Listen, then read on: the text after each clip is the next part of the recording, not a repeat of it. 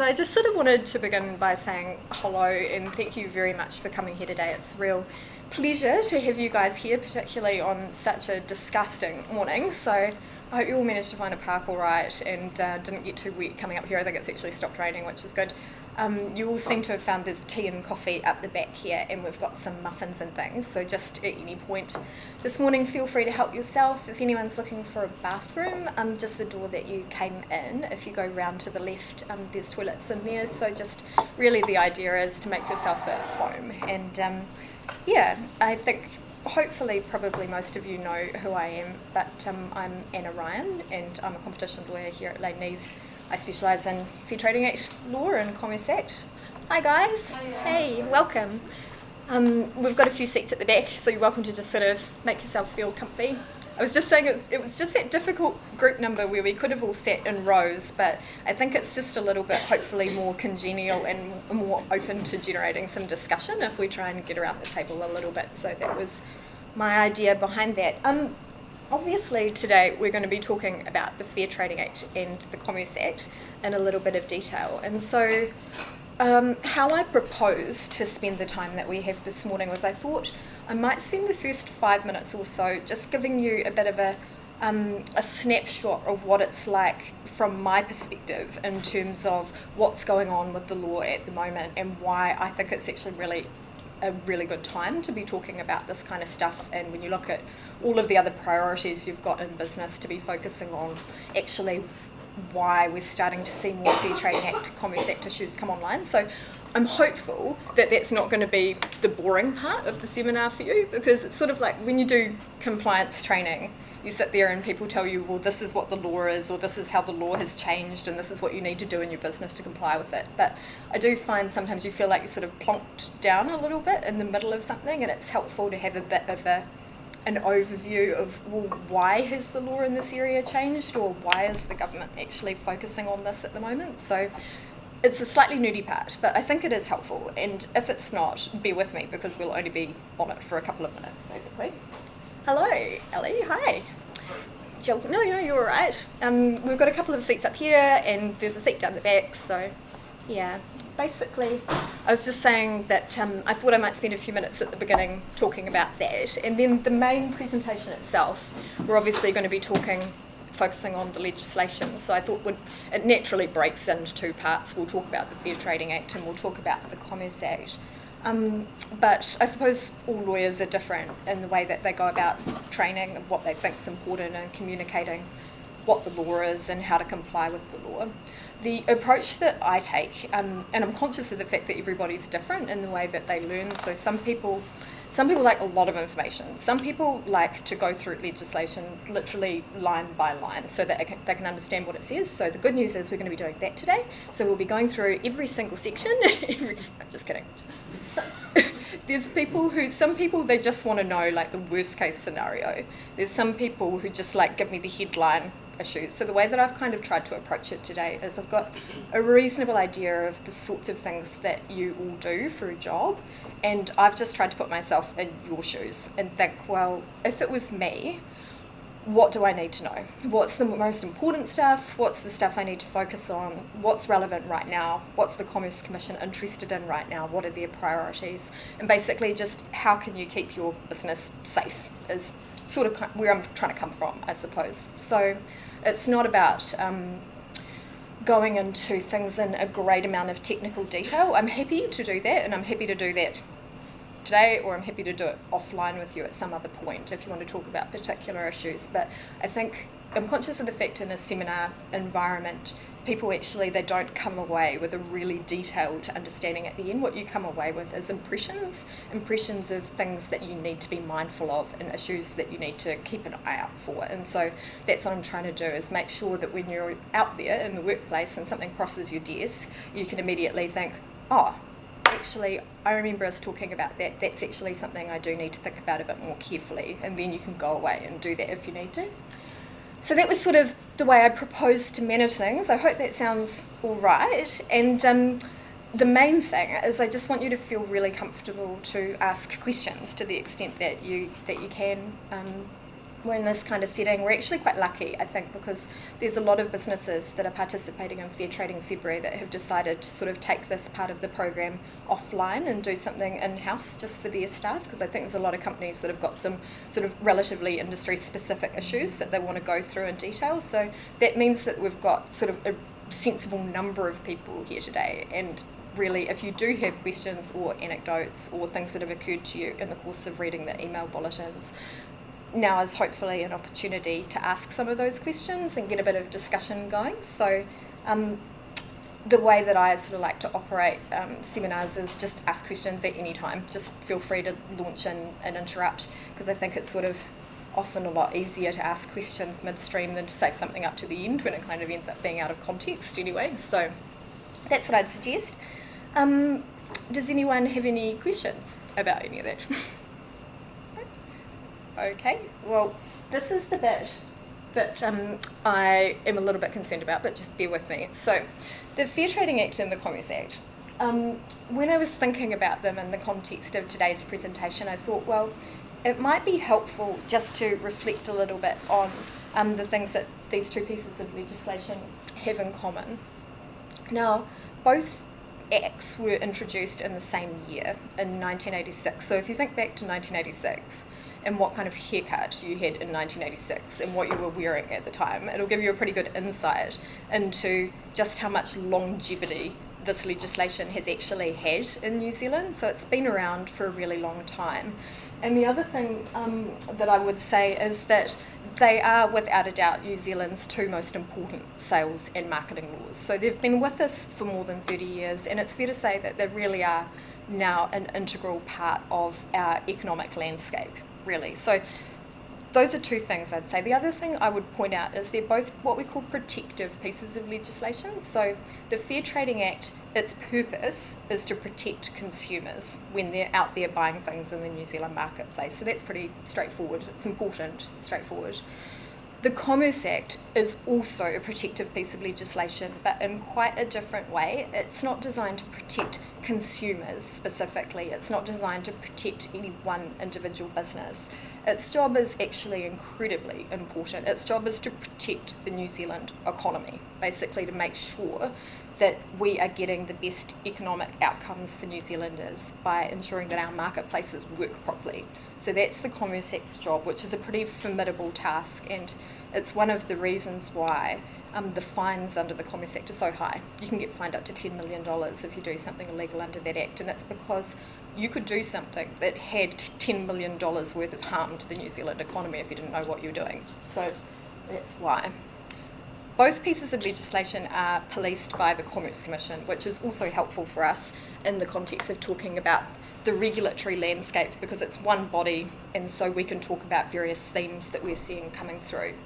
So these are all useful insights, I suppose, but I just thought perhaps I might take it one step further up and say, well, when we do what we're doing today, when we sit in a room and we talk about particular laws and how you comply with them, well, that's obviously a form of risk management in your business, right? You're effectively here because you want to ensure that you don't get the business into trouble. And if you think about that as an activity generally, risk management in the business, anybody who has any sort of leadership role, if you've ever sat on any kind of board or you manage a team or employees, or even you're just responsible for delivering a particular project, if you've got risk management responsibilities, you will know that the risk management landscape is just so vast. There is an infinite number of risks that could materialise in any business on any given day. It's just overwhelming. And when you think about what people are trying to achieve in business in terms of their day-to-day activities, in terms of driving revenue, meeting budgets, employing people, paying wages, all of the things that you're actually trying to do to keep the business running, and then you put risk management alongside it, it's just such a crowded landscape. And so I think it is interesting to reflect on how businesses prioritise to focus on one risk over others, or the sorts of things that are perceived to be important at any given time. And the way that businesses go about approaching risk management, your priorities do change over time. I think it would be fair to say that there wouldn't be very many businesses in Christchurch after the earthquakes who wouldn't have had disaster recovery quite high on their priority list for a while. And that's because that's sort of the dialogue that's going on, or it's an issue that's been brought to people's attention. So it's interesting that sales and marketing law compliance is something that at the moment it is being elevated as an issue that is of concern, that people are talking about. You're hearing about it in the media at the moment. And I just thought, that's not always the case with all risks, and it's interesting to reflect on why that is, I thought. Bear with me if you don't agree. So one observation I would make is that the Fair Trading Act and the Commerce Act, they both do carry very high penalties. Now, in the case of the Fair Trading Act, the penalties have recently increased quite significantly. As I've just alluded to, the Commerce Act already has very high penalties by New Zealand standards, not by international standards, actually. And some people would argue that the penalties under the Commerce Act, even though they are very high, actually need to go up if you're trying to compensate for market damage. But having high penalties is one reason why you should pay attention to legislation, absolutely. But we've had high penalties in this area for quite a while. So I would say, well, what else draws our attention at this particular moment to sales and marketing law? Well, one of the things we have seen is recent amendments to the Fair Trading Act and the Commerce Act, so that generates a need to actually understand what the new legislation is and how it works, so that's understandable. But one of the key things that we've seen is there's just been a recent focus on high-profile enforcement activities. So we've been seeing lots of cases coming through, and we've been seeing some really serious fines handed down. And so the question that I was sort of asking myself when I was putting this material together is, well, why are we seeing this pattern? Why are we seeing fines that are being increased? Why are we seeing the Commerce Commission being given new tools? Why are we seeing high levels of enforcement activity at the moment? And the answer to that is actually because it is part of New Zealand's current economic strategy to be improving our productivity. So when you're seeing the Commerce Commission out there beating the streets, bringing cases, looking for businesses who aren't complying, looking to make examples of them, that's actually a very deliberate thing that's happening at the moment. And the reason for that, just very, very quickly, is that I'm not sure if many of you pay attention to this, but the OECD puts out reasonably regular reports on the New Zealand economy. They do it for most countries in the OECD, but they produce them more or less frequently depending on the size of the economy. So for countries like the States, they do it every year. For a country like New Zealand, you might get a report every 3 or 4 years. Now, the OECD reports that we've been receiving on New Zealand for the last wee while, they have said that we have been going through quite a positive period where we've enjoyed some really strong broad-based growth, which is a great thing to be hearing. But consistently, the OECD reports have also said in New Zealand we have a problem with low productivity. It's an issue, and so we've been spending more time deliberately on trying to work out, well, how do we go about boosting our economic productivity, because that's going to produce good results for our economy. And so one of the things that we saw a few years ago was the government set up the Productivity Commission back in 2011. And the Productivity Commission's job is to look at particular areas of the economy and make recommendations about how we can be more productive. And one thing that the Productivity Commission and the OECD agree with is that a key aspect of improving our productivity is to, and I took this expression specifically from the OECD report because I thought it sounded interesting and quite frightening for businesses in some respects, is we need to be sharpening competitive pressure. And so what we are actually seeing at the moment with high penalties, high enforcement activity, new laws, is what I would describe as a sharpening of competitive pressure. If you want to sharpen competitive pressure, what that means is you want companies in the New Zealand economy to be competing more rigorously with each other.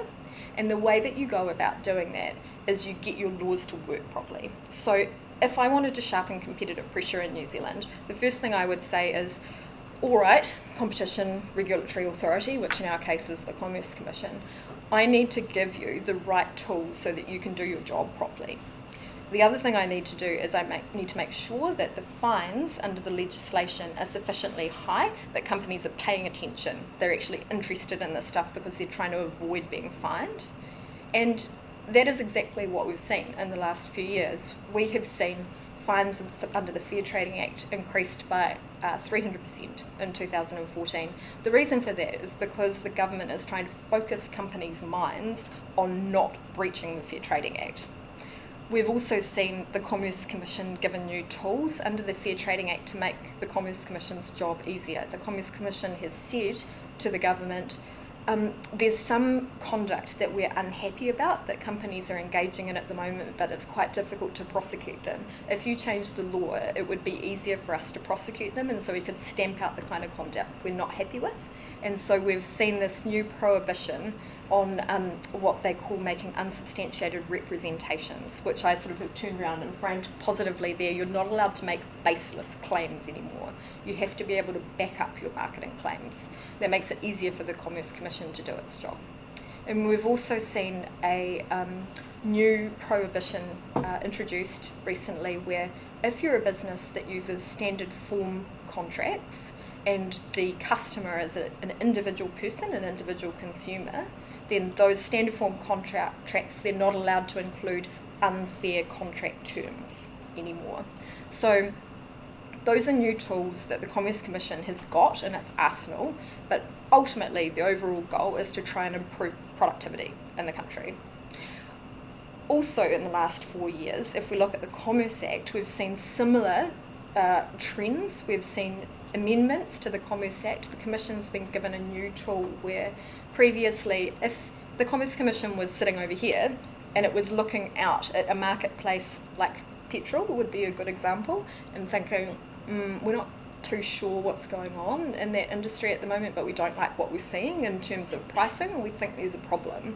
Previously, they couldn't actually do anything about it. They could go and investigate a suspected breach of the legislation, but if they just wanted to know what was going on, they couldn't run a market study. So the government has changed the Commerce Act to allow them to do that now. So they can just do a market study to try and work out what the problem is, or whether there even is a problem. And we have recently, in August last year, we've seen changes to the Commerce Act around things like price fixing as well. So all of this is trending in the same direction. It's coming from the same place, which is that we want to have a steady stream of high-profile prosecutions in New Zealand that are bringing in big fines so that they deter companies from engaging in conduct which is not economically advantageous, I suppose. So that's the sort of nerdy place that we find ourselves in, and I just thought that might be helpful to you understand, because that's sort of what generated the idea of this Fair Trading February program, was talking to businesses out there about the sorts of cases that we're seeing brought, the kinds of fines that we're seeing being handed down, and it made me want to help businesses who are sitting in a scenario where they feel like, well, I'm actually on board with the idea of the economy working well. That's great, actually, and I think it works well for all companies overall. But if I'm a business operating out in the marketplace and we're sharpening competition, what does that actually mean? What do I need to do in order to keep myself safe? So Fair Trading February was intended to basically answer that question. It's, well, where should I focus my efforts? What kind of conduct is the Commerce Commission targeting at the moment, and how do I impart the right messages to my team? So what we sort of set out to do was to break the information that you needed to basically have in your head down into sort of easily digestible bits, rather than doing one massive download dump, which is kind of what we're doing today a little bit, but just to try and sort of spread the message out, give you some topics to focus on, and convey the information in a way that was hopefully easy to understand and use lots of examples and things so it's relevant to your business. And the good news is that there have been lots of examples to draw on recently, because we've had lots of cases to talk about. So I hope that the course has sort of been delivering on that intent to some extent. Although for those of you who sort of came a little bit later, I was just saying that don't feel worried if you haven't read all of the course material or anything like that. It's not going to be that kind of seminar. basically, the purpose of today, I thought, was, as I said, to just put myself in your shoes and say, well, what do we think the Commerce Commission's likely areas of focus are going to be over the coming months and years? Where do I need to focus my attention? And also to give you an opportunity to ask questions as we go through. So that was kind of the plan. Does anyone have any questions about what I've said so far? Is it all making sense? Good. Excellent. Okay. Well, I thought I would start with the Fair Trading Act. I thought I would take quite different approaches to the two different acts that we've got in front of us. And one of the reasons for that is, I'm going to go out there and be slightly controversial, but I think with the Fair Trading Act, the key principles under that piece of legislation are actually relatively straightforward to grasp in terms of, in theory, what you should and shouldn't be doing. Basically, the Fair Trading Act, a lot of its sections on what we call Section 9, which is the main provision, which says if you are operating in trade in New Zealand, you are not allowed to engage in misleading or deceptive conduct. And there's lots of different ways that a business can engage in misleading and deceptive conduct.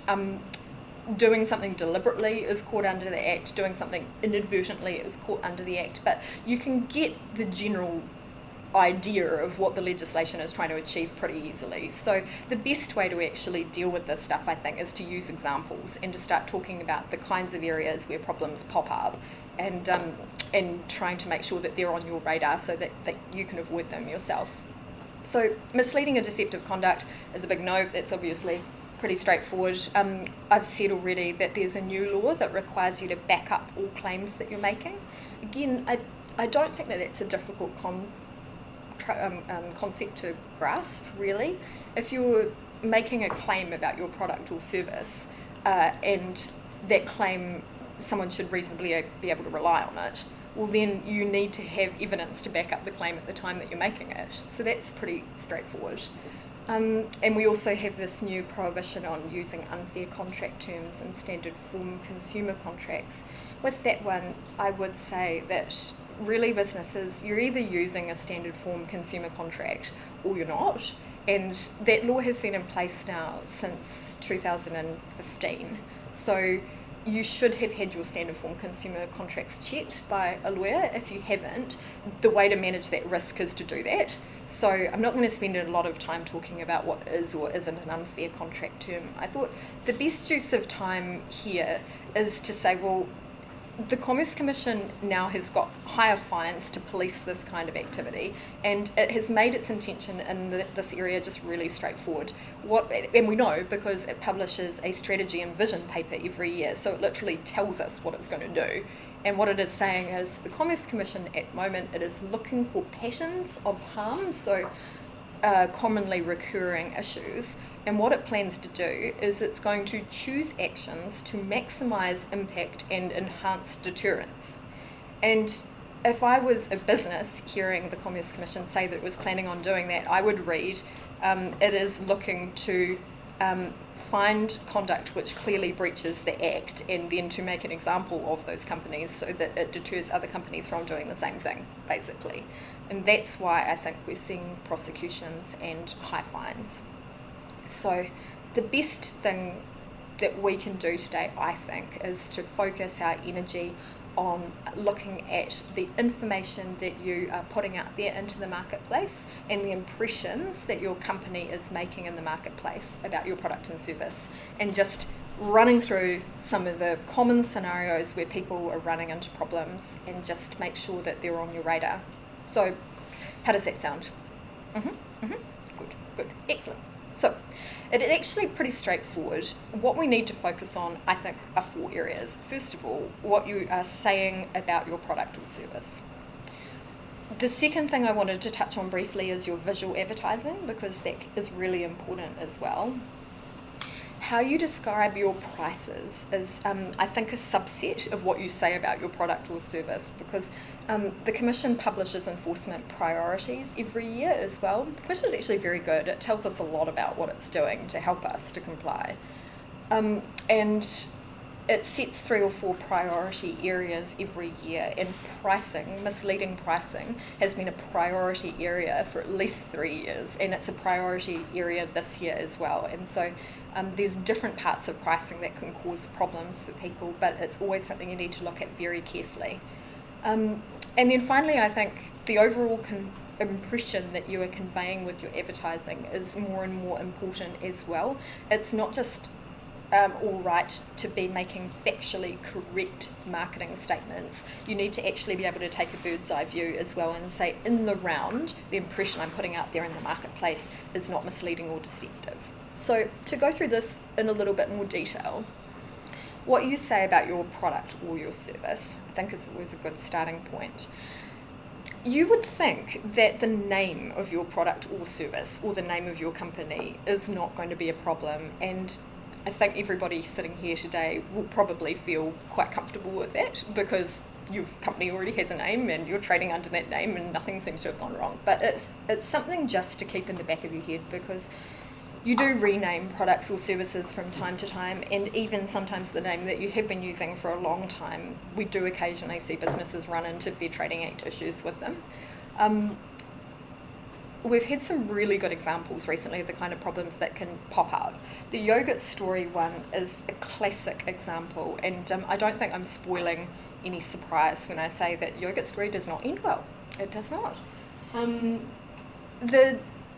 With that one, I mean, the problem was inherent from the beginning. If you're selling a product that is not actually yogurt, and you call your company Yogurt Story, then don't be surprised if you end up having an argument with the Commerce Commission about whether you're engaging in misleading or deceptive conduct in trade. It's exactly what happened here. The Commerce Commission prosecuted Yogurt Story because it claimed that the product wasn't yogurt, and they had a lot of technical evidence brought on both sides. But if you get down into the nitty-gritty, in order for something to technically qualify as yogurt, it needs to have a certain amount of bacteria in it. Good bacteria, not bad bacteria. And this didn't. And so at the end of the day, who knows what it actually was, but the experts did agree that it wasn't yogurt. And so calling the main product Yogurt Story was misleading. The courts in that case, they said that they would have handed down a fine to the company over $200,000, which is not an insignificant amount of money. The reason why they didn't do that is because the litigation actually caused the company to have so many problems that it ended up going into liquidation. So it was only fined about $30,000 in the end, but that was the total amount of its assets. So the company was wound up as a result of what happened there. So it's just a very bad news story, but a good illustration of why you kind of need to think about these things a little bit. We've had another one recently, which I'm really interested to see what happens here. The Commerce Commission is currently investigating this company. I don't know whether you're interested in this kind of thing or not, but there is a real market developing at the moment for non-meat products, things that are made out of things other than meat. And this one it's made out of pea protein, but they're calling themselves chicken-free chicken, wild meaty chunks. And it's going to be really interesting. The chicken, it's just one of these things at the moment. It's so weird how this can happen, but I feel like so much of what I do at the moment relates to chicken. It's just there's been a lot of chickens in my life for a lot of months now. And so this is just sort of a variation on a theme, but the chicken industry in New Zealand is in a real flap about chicken-free chicken, and it has complained to the Commerce Commission, so it's not a problem that's going away. The Commission hasn't opened an investigation, and I'll be really interested to see what happens, because there's part of you that thinks, oh, for heaven's sake, any idiot can read that it's not chicken. But on the other side, it has got the word chicken twice in the two leading lines of the product and a picture of a chicken. And there's lots of things the Commission will ultimately take into account when they're deciding whether a consumer would be misled or deceived. But I'm very brand loyal.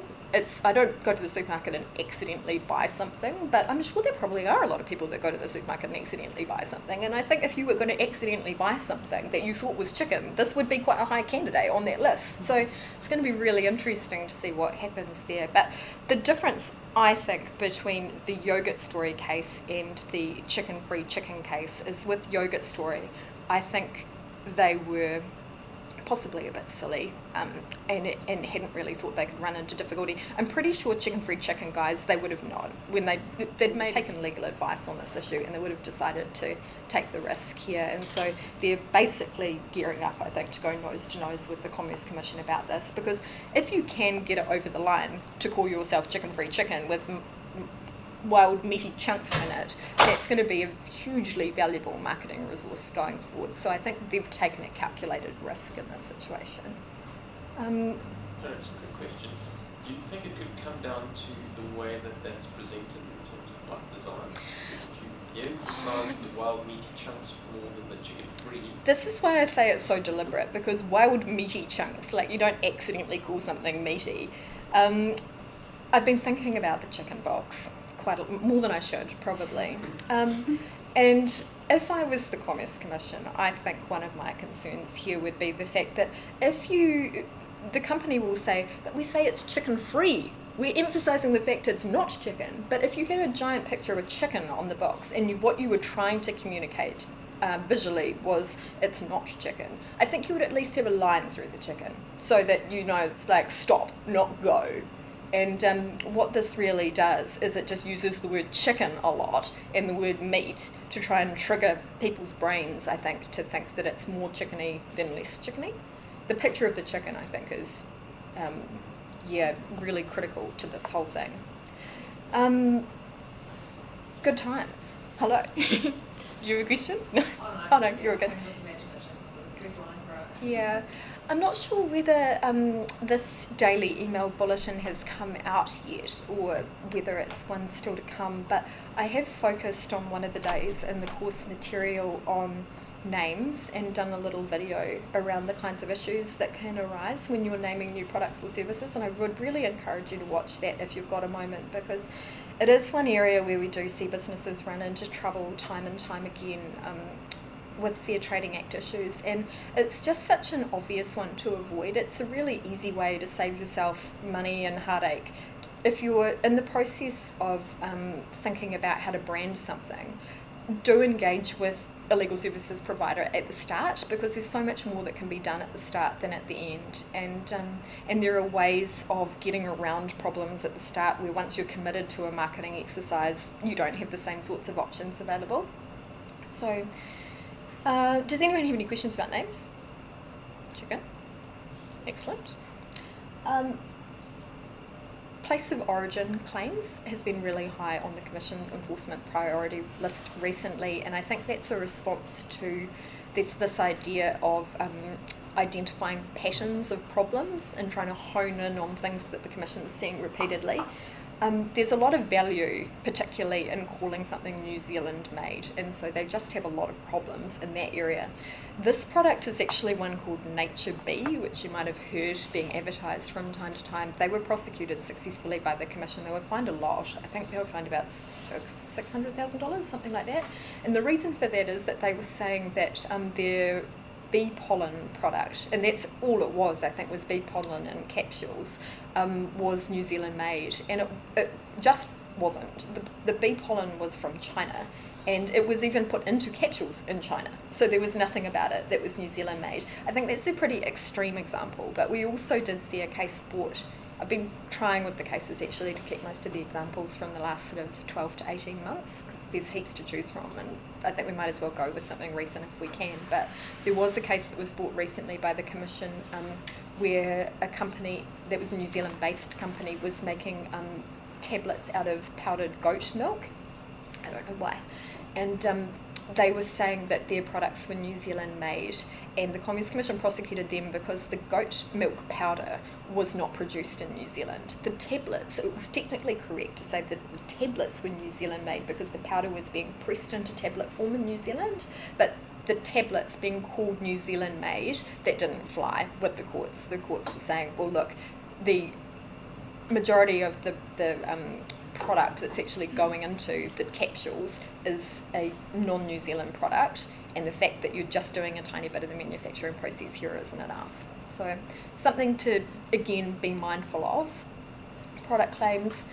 I think a really important thing, this is where managing the people in your business and what different divisions of your business are saying is really important. You need, if you're making promises to consumers about how your product works or how your service works, then you actually need to make sure that in practice it is working that particular way. So this is a slightly older example, but I think it's a really good one. State was fined more than $100,000, I think, a few years ago, because in its marketing material it said that if you had a car that was insured with State and you broke your windscreen, then you could choose who the windscreen repairer was.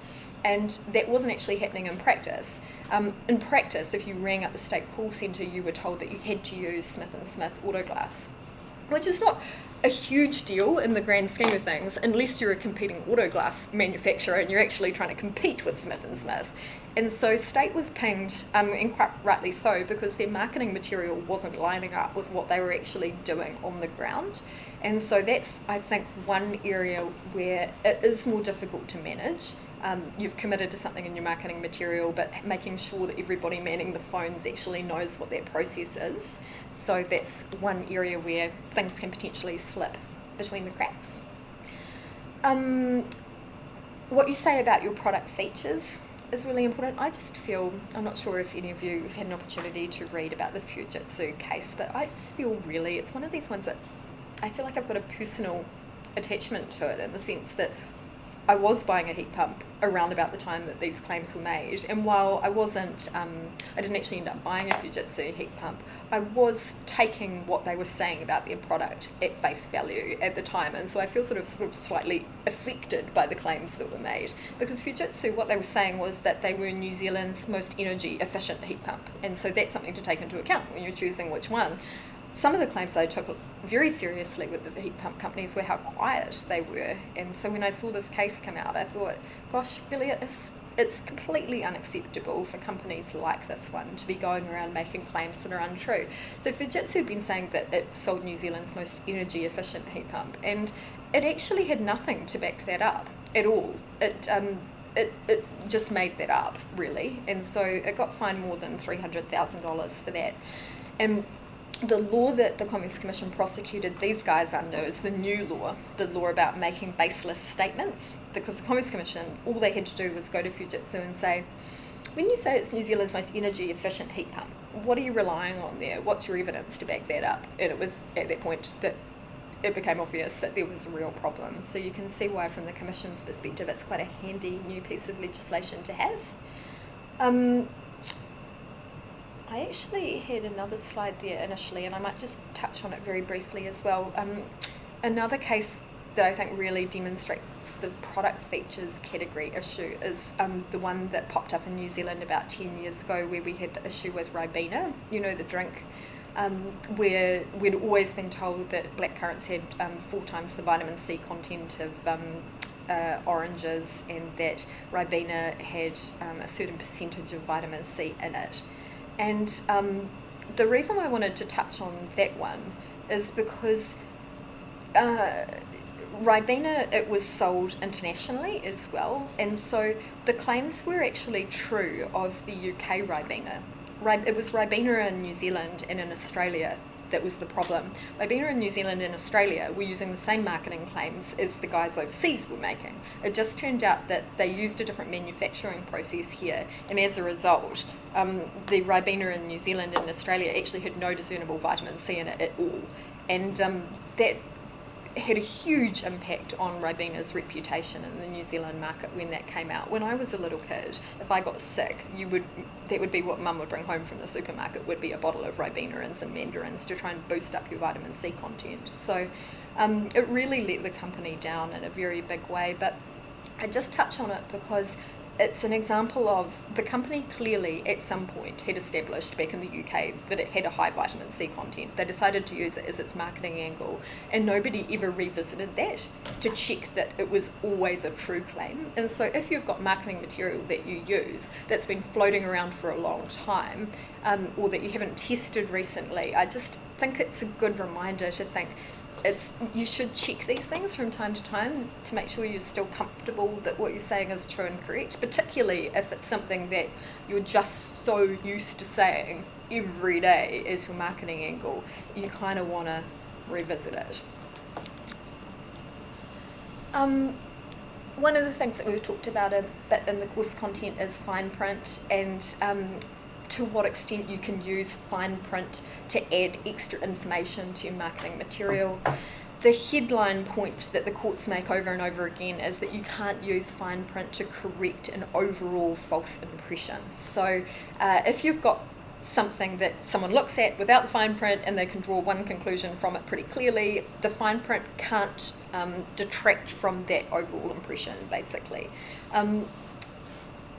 The reason why I put this in is because in the article that I wrote about fine print, I put this picture in just because I thought it was entertaining, but legitimately so. Someone emailed me and they said, okay, I understand what you're saying about fine print.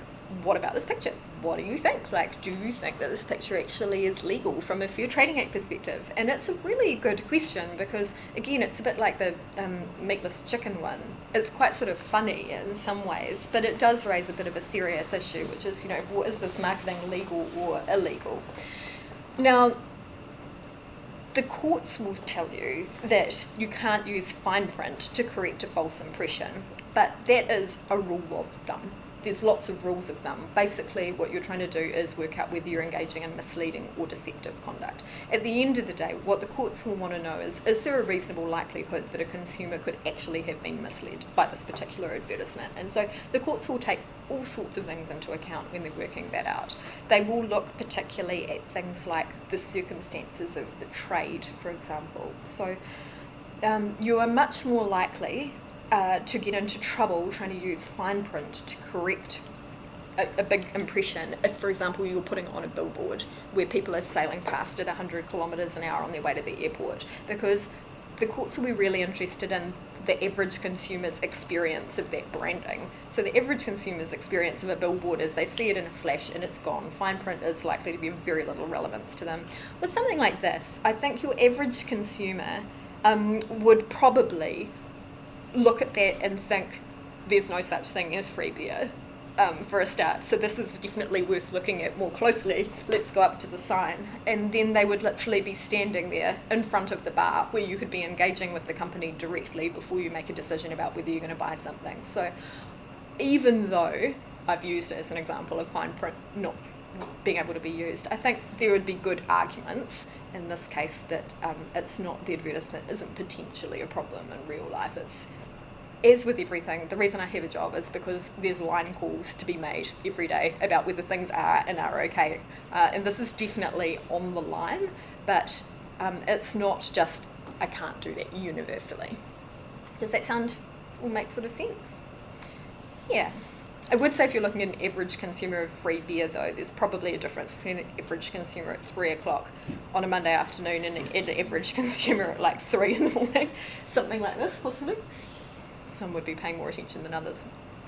Okay, so that's what I wanted to talk about in terms of what you're saying about your product. In terms of your visual advertising, I didn't have any specific examples from recent cases here, but there were a couple of things that I thought of that I just might be helpful to touch on. I'm pretty sure it's just because of where I'm up to in terms of age and stage of life at the moment. But if you're on Facebook at the moment, I just seem to be getting so many before and after pictures for fitness things. Like, I think it's that time of the year, and so it's like, do this 8-week boot camp or whatever it is, and all the sins of the past will be corrected. And it's just, it drives me nuts because I actually know some of these trainers personally, and they do love to run these before and after pictures where it's like, this is what you look like and do my 8-week course, and this is what you're going to be looking like afterwards. And it drives me bonkers when you know them, because the pictures that they're using are of people that, like, in one case it's the spouse of the personal trainer. He hasn't done that 8-week course. He's done that 8-week course like 4 times, and he lives with a personal trainer. And it's like, if you're picking pictures to use, then you need to make sure that you're not conveying a false impression. And, without trying to be too critical of some of my friends, I'd just like to say that, yeah, the hippo photo, it may have been true, but it was true like 10 years ago before you met Lorraine, and you've been living together since then. So she hasn't let you look like that for a long time. And in a similar vein, this is probably too much information, but I was looking for a bonsai tree on Trade Me for reasons that we won't go into recently. And I clicked on, there are quite a few advertisements that look like this, where you would click on the bonsai tree picture and it would take you through to the page. The first picture would be the bonsai tree, the one that you had clicked on.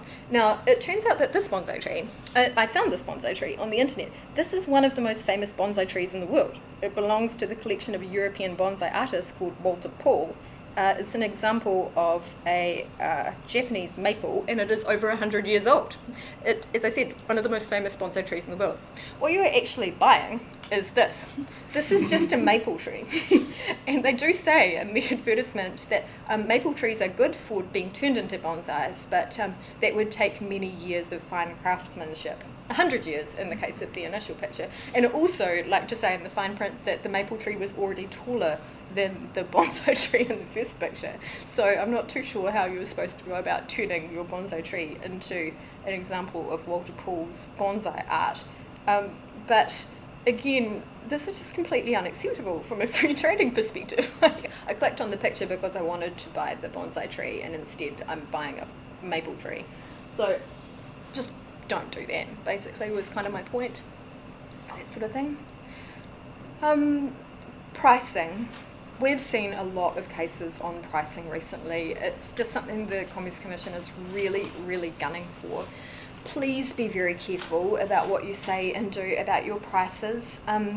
It's one area where, when I say I spend a lot of time making line calls, it's easier to know whether there's a problem, I think, with pricing a lot of the time. The actual issue is that sometimes the problem with the way things are priced is an industry-wide problem. Everybody prices things in a particular way, and you all know that that price is not actually, what you're saying about that price and how it's made up is not actually necessarily accurate, but no one wants to be the one that changes it because you're going to be at a disadvantage when everybody else isn't initially. So if you've got issues like that floating around, my suggestion is you need to start thinking about how to deal with those, maybe as an industry, because people are going to get in trouble. You can just feel it coming a mile away.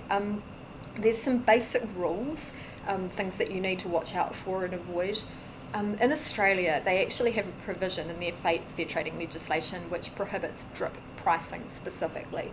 We don't have a section that says no drip pricing, but our general law is interpreted as not allowing drip pricing either. So drip pricing is where you have a base price for a product, but you can't buy the product at that price. The price actually, you have to buy other certain components as well in order to get to the end. And if you have to buy those other components as well, then the view of the Commerce Commission is those components need to be included in the headline price. So it's about getting your headline price right.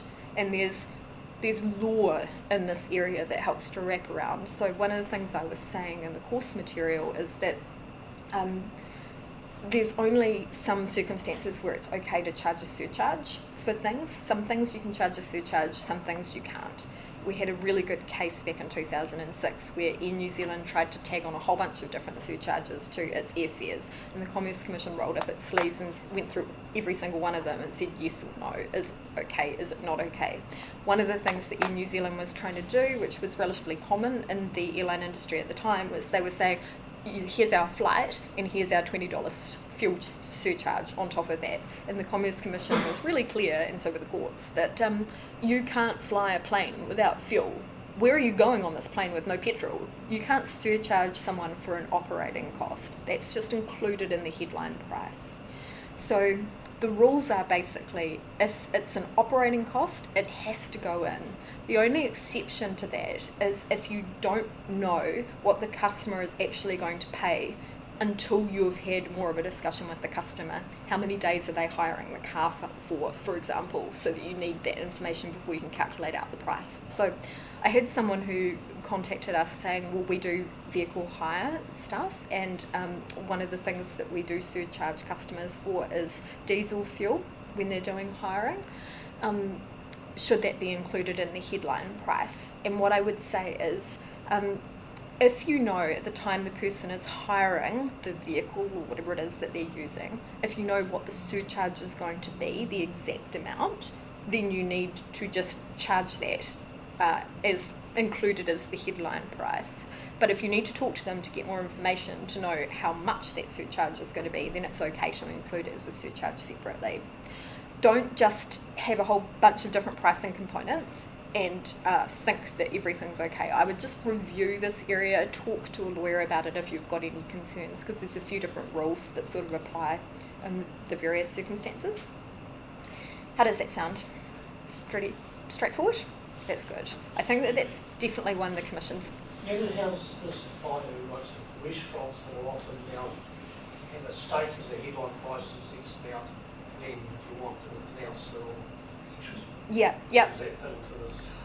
That You could eat a steak on its own, but I mean you're not likely to. Yeah, that's very true. Yes. You could, I think the Commerce Commission's view would be, if you could eat the steak on your own, and there might be someone who would want to do that, then it's okay to charge them the headline price and then tack on the cost of the salad, the cost of the potatoes, the cost of the vegetables separately, as long as everything can be bought in its various price components.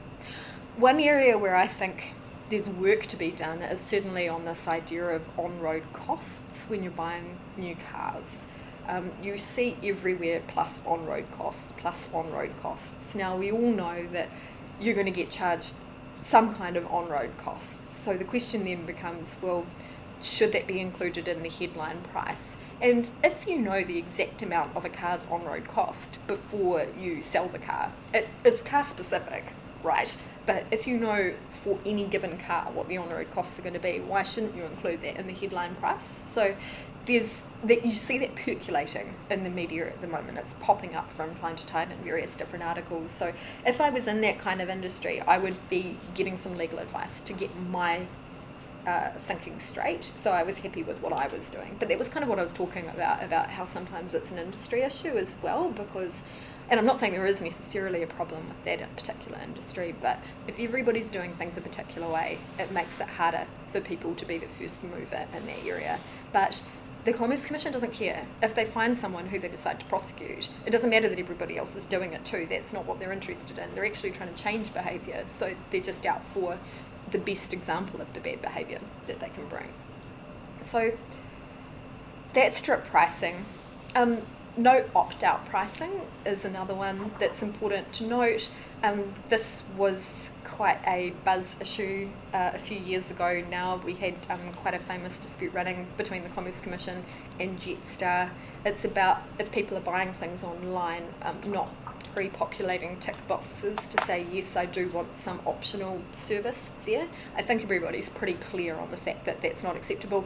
The Commerce Act doesn't actually prohibit that kind of thing per se, or the Fair Trading Act doesn't say you can't do it, but the Commerce Commission's view is very clear that it's misleading and deceptive, so they don't want to see it. And they haven't had to prosecute anybody, but they have managed to get uniformity on this issue, really, by just threatening to prosecute people. So that's where we're at with that. Sales and discounts. We've just had such a high-profile case last year with the bike barn case in this area. I think it's just absolutely astonishing to me that, I mean, I don't know what bike barn's turnover is, but an $800,000 fine for misleading pricing around your sales advertising, that's an enormous amount of money. That's nearly $1 million.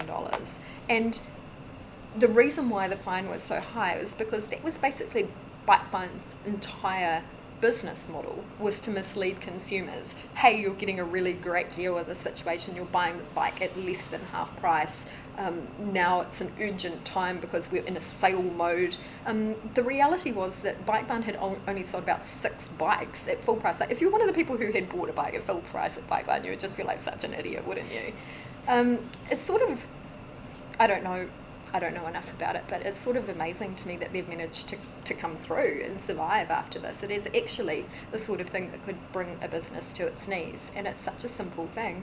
Somewhere, someone in that organisation must have known that what they were doing was just ripping people off for something to do, and that's why, in some respects, from a competition lawyer's perspective, it's not the greatest example, because it's so flagrant that most businesses don't set out to do something that deliberately misleading.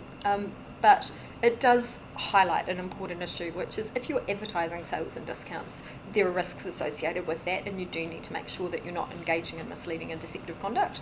The Commerce Commission has been quite active in this area, publishing fact sheets and things on, okay, well, when is it okay to call something 50% off? If you've been through a series of discounts and things, what can you say at what particular time in that process? So it's just something to be conscious of if you're in an industry that does do sales and advertising and discounts, or you run regular deals and things like that, just to make sure that you're doing it right. So I just wanted to check with, in terms of like, you know, if you go to Health Pizza and you get the discount codes and stuff like that, does that all fall under your sales and discount field, or is it treated as a separate Actually, that's quite a good question. So yes, I suppose what I'm doing here is just generally clumping useful bits of information together. So I would clump that in the sales and discounts category, that when you're using pricing codes and things like that, they need to not be misleading or deceptive either.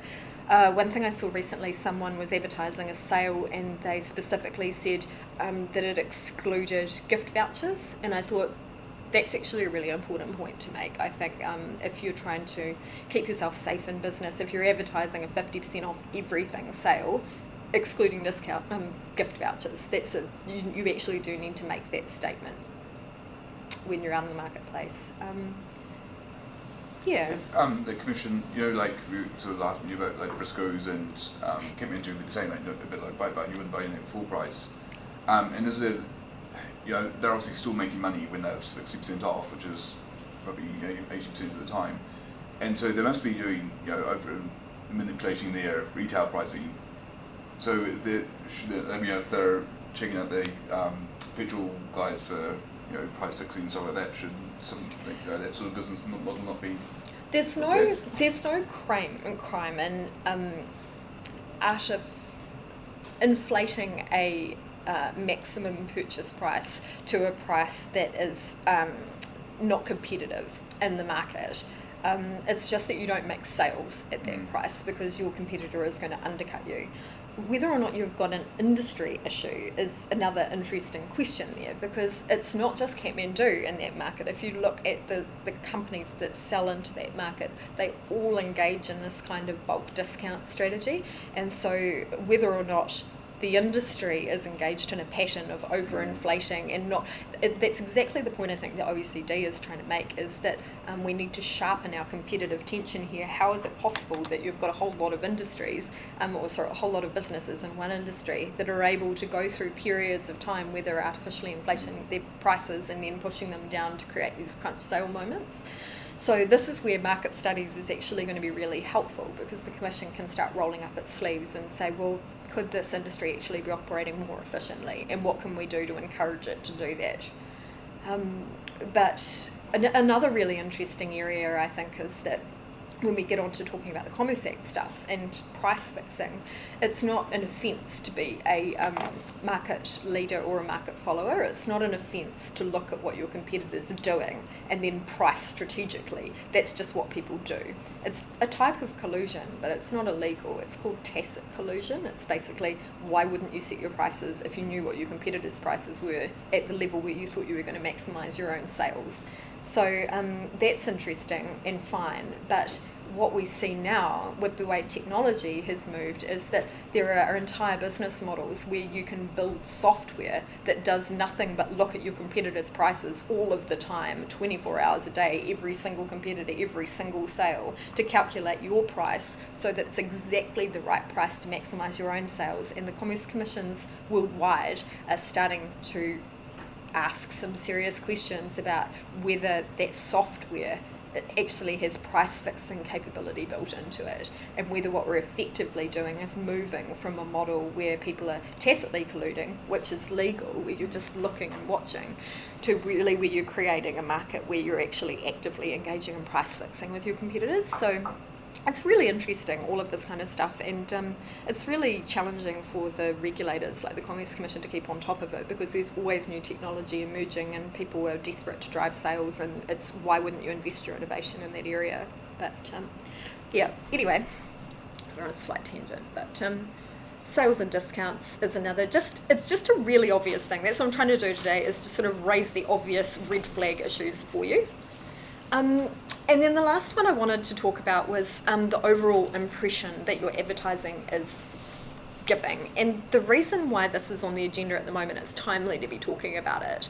I've got a picture of a bird here because I thought it's kind of the bird's eye view approach, just looking at what you're doing overall.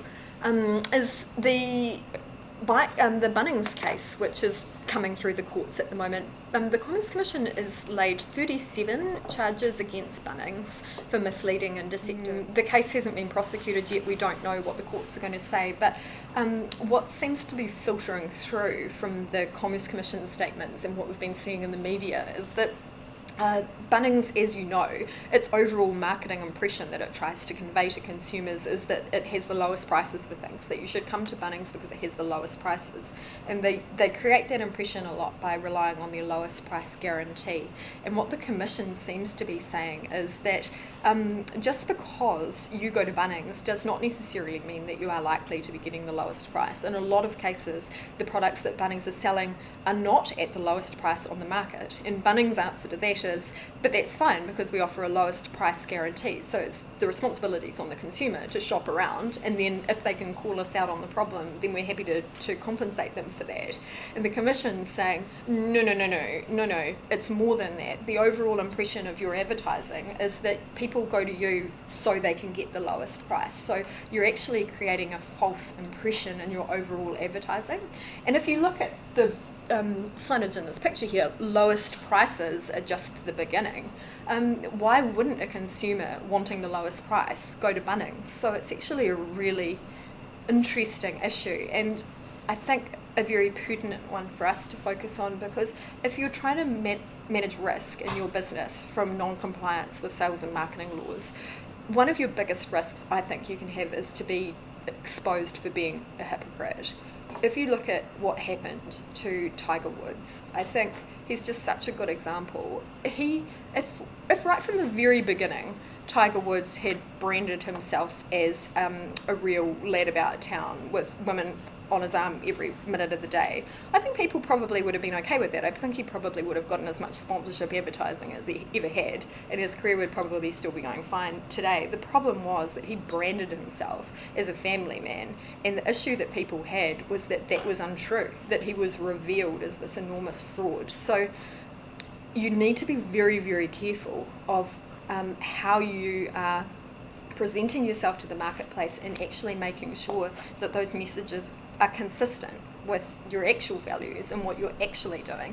And so I think this one with Bunnings, it's a very big case that's coming, and it's a bit like the Ribena case. I think it has a potential for a lot of impact in the industry, because it's about the idea of letting consumers down really seriously around the expectations of your business, potentially.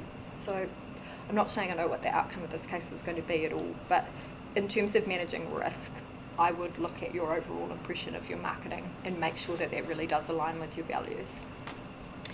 And then, just as a sort of hot tip, a trending issue that I've noticed more recently, I'm not sure how many people in the room deal with this, but it is becoming increasingly common for you to be advertising your products and services through third-party owned websites. And the Commerce Commission's been talking more and more about this over the last 18 months or so, because there's been a lot of problems actually where consumers have said, I bought something and it didn't look like the picture, or it didn't meet with the description on the website.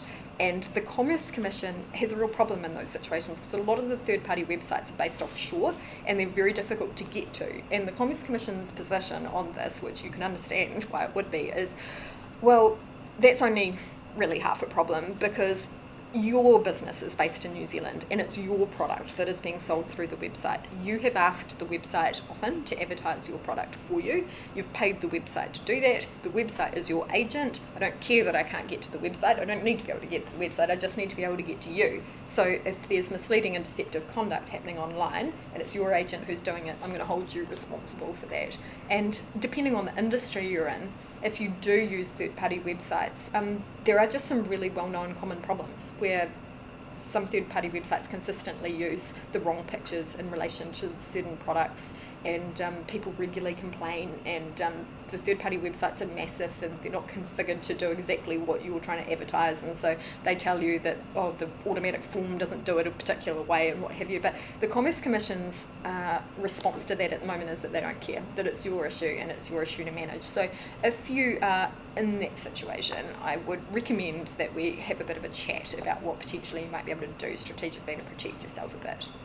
Can I help? What if it's not your business that's selling your product, so it's being sold to another business and they're selling it Yeah. on a third-party website? Yeah, that's a really good question as well. So you're not allowed to engage in misleading and deceptive conduct in trade yourself. And so the Commission's view, if you're selling the product through the third-party website, is that the conduct of the website is attributable to you as an agent, so you're responsible for them. If you've sold the product to somebody else and they are then advertising the product, then you're not making that sale, so the Commission will try to come after these guys as well.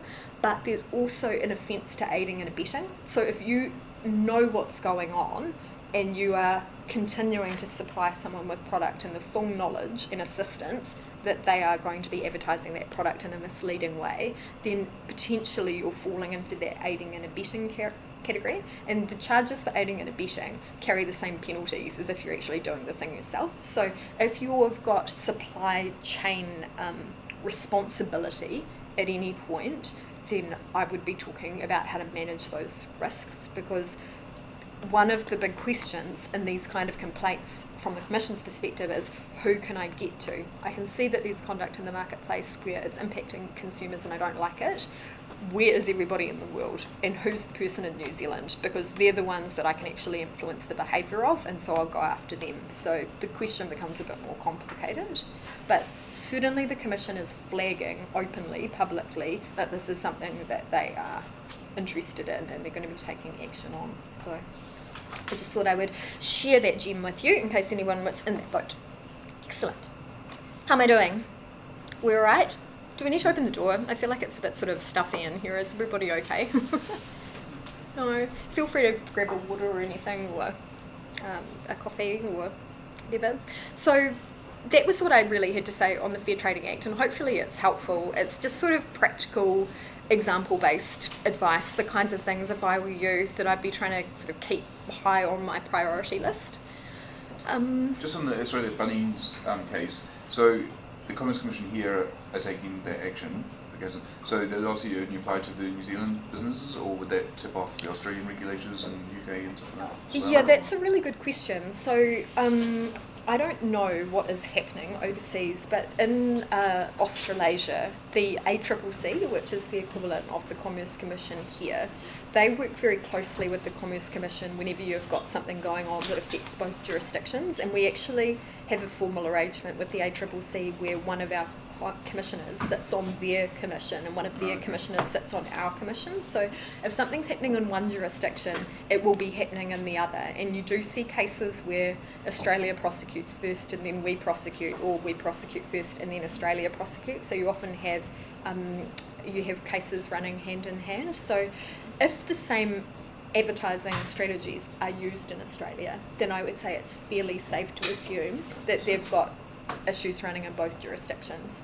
And it's just more and more common these days for competition regulators to cooperate with each other, because so many of the issues that come up they relate to global companies these days. So yeah, I'm just trying to think of some examples of ones recently where we've seen the same sort of conduct get pinged in various jurisdictions. But yeah, even merger cases, you see it. So the commissions are colluding.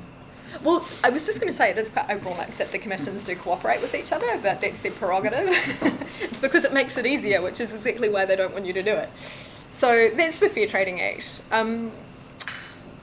The Commerce Act, what I thought I would do here is, as I alluded to before, just take a very different approach, because the Commerce Act, I just think it is a piece of legislation that you don't come across every day. It's much more complex in its purpose and the way that it works, and it's sort of one of these ones where it's a bit like seeing an elephant in the wild, you know, like you don't stumble across them very often, but it's quite helpful to be able to recognise issues when they do appear because they're big looming issues. It's probably better to say it's like seeing a rhinoceros in the wild, like it's a dangerous problem that you've got potentially in this circumstance. And I would say 95% of New Zealand companies or companies that are operating in the New Zealand marketplace, they don't deliberately set out to do something like infringe the Commerce Act. But if you run into trouble under these pieces of legislation, boy, you really do get yourself into a world of trouble. So I just don't know how helpful it is going through complex legal tests and sitting here delving down into the nitty-gritty of the information. I think it's just more about issue spotting for you and making sure that if something raises a red flag that you know it. The purpose of the Commerce Act, as I said, is to make sure that our markets in New Zealand are competitive. So the aim of the Act is not to protect any one company. It's not to make sure that one business survives at any point in time. The point is to preserve the competitive process.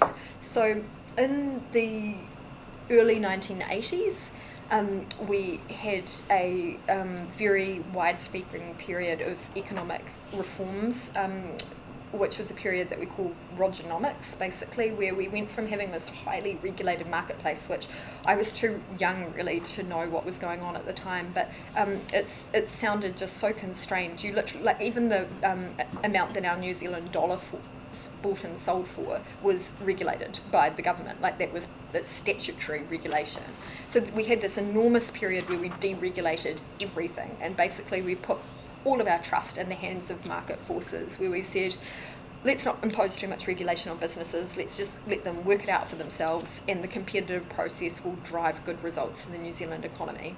And so the Commerce Act was a really critical piece of legislation at that time, because when we introduced the Commerce Act, what we said was the one thing that is going to muck up this whole plan of companies just sort of fighting it out for themselves and producing good results is if we have the market working in ways that we don't want it to. And what we want to avoid particularly is we want to avoid one company getting itself into a position where it's got too much market power in any industry, because if you've got one company that can call the shots, if you've got a monopolist, have you ever tried to negotiate with a monopolist? They're not very easy to work with. So we want to avoid concentrations of market power, and it's recognised that there are some industries where market power is just inevitable. There are some industries where, for example, there are structural reasons why it's completely uneconomic to have more than one operator floating around. A really good example would be an airport. Most cities can't support more than one airport.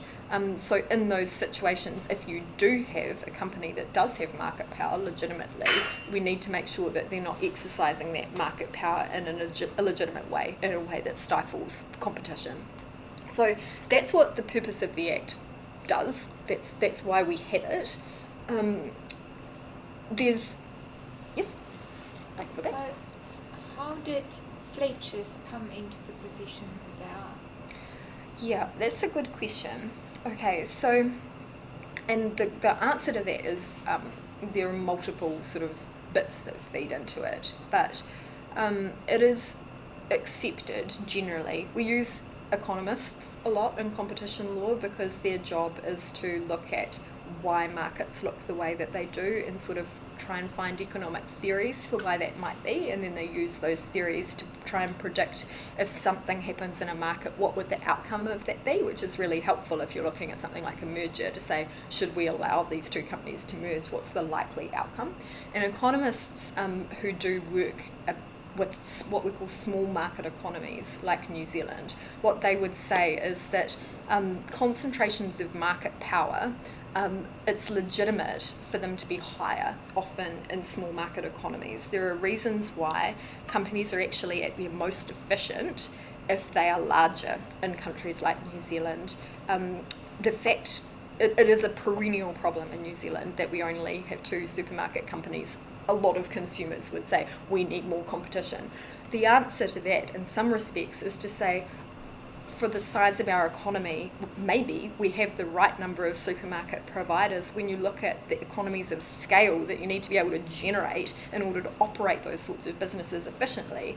It's actually maybe the best economic outcome we can hope for. And the answer, one reason I think you can support that argument in New Zealand is that we know in Australia's only got 3 supermarket chains, and the third, well, 3 major supermarket chains, but the third supermarket chain broke into the Australian market relatively recently. It's called Aldi, and it came from Europe.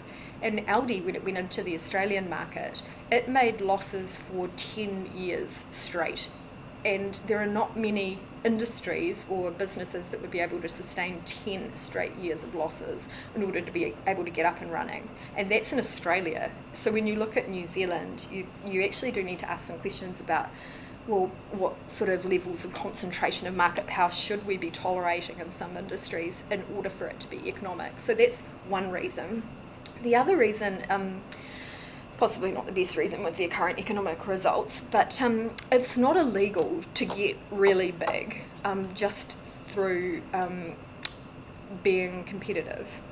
That's a carrot that we hold out to all businesses in New Zealand, that if you're the best, you can get to be big, and that's not a problem. We will allow that. What we don't want is artificial concentrations of market power, and that's what I'll come on to in a minute, where that's why we regulate mergers, because if you grow big because you're consistently offering the best product and selling the best service and people want it and they're buying it, that's a very different proposition than saying, well, I got big because I merged with 4 other companies and now we have the whole market, because you didn't earn that position in any sense other than you just went around buying what you wanted. It doesn't mean your company is actually operating efficiently. So there are reasons why you end up with situations where you get big companies. The other reason you end up with situations where you get big companies is maybe the market that you're dealing in is actually an international market in some respects, that your other competitors are big international firms, and so you might be a New Zealand-based company, but you are one of only 5 providers in the world who do this sort of thing, and they're based all around the world. You just happen to be in New Zealand. So there are reasons why companies are large. It's not necessarily a bad thing. But what I would say is, in terms of how the Act sort of goes about regulating, trying to set out to achieve the purposes that it wants to achieve, which is don't let anyone have too much market power, and if they do, make sure that they're exercising it appropriately. There's a part of the Act that deals with industries where there's just not enough competition, where you've got industries where, for various structural reasons, like I talked about, you're never going to get competitors really vigorously competing with each other. So that part of the Commerce Act regulates things like electricity prices, for example.